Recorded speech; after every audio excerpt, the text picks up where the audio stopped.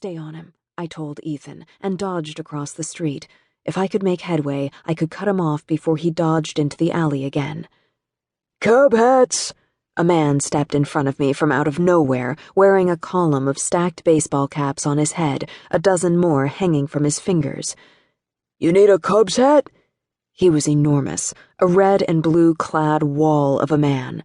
"Not tonight, pal," I said, and tried to pivot around him, but instead we did the awkward left or right dance as he swung his hats back and forth, tried to get a bite.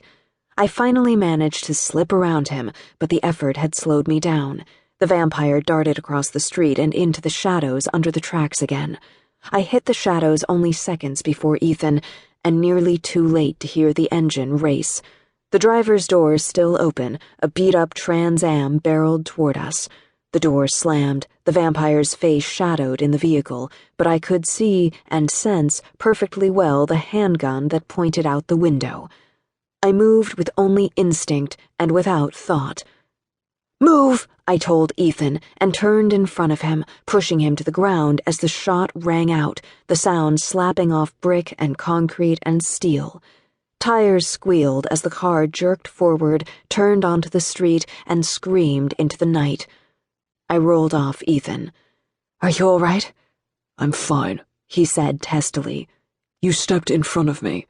"I will always step in front of you. You named me Sentinel." "In the larger scheme, not my wisest decision."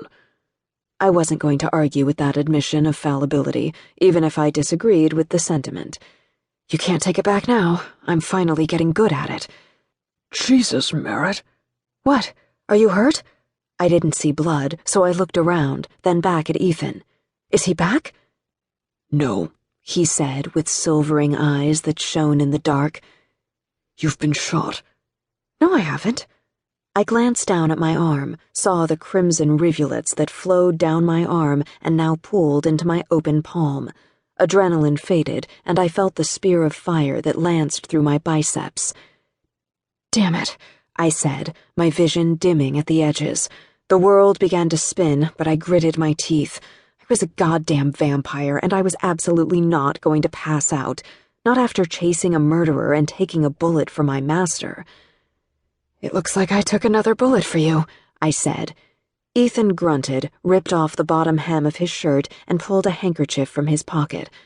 He folded and pressed the handkerchief to my arm, then used the hem to secure the handkerchief in place and create a make-do bandage.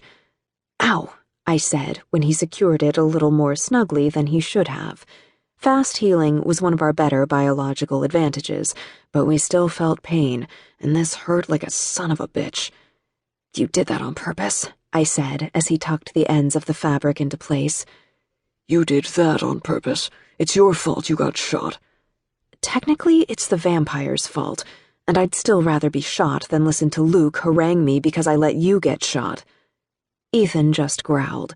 He was so adorable in ultra-alpha protective master mode, with his blonde hair and green eyes and a slightly murderous expression on his face. I frowned. "I think blood loss is making me loopy." "Well, this isn't exactly how I thought the evening would go either."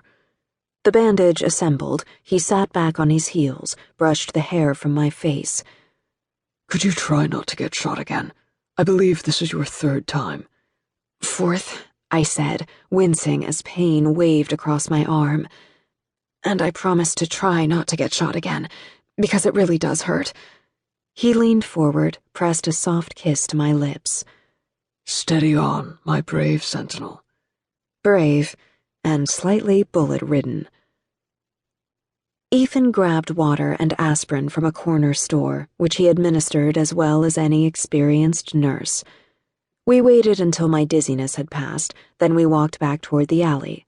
Mallory and Catcher stood beside a peeling pier that supported the tracks, staring down at the body. Humans had already begun to gather on the sidewalk, trying to get a glimpse of the man on the ground. Catcher's eyes narrowed in concern at my bandaged arm. "What the hell happened to you?" "Vampire, Trans Am, handgun." "He shot you?" Mallory said, horror on her face. "That was the handgun part, and I'm fine. Nurse Sullivan fixed it up." Nurse Darth Sullivan.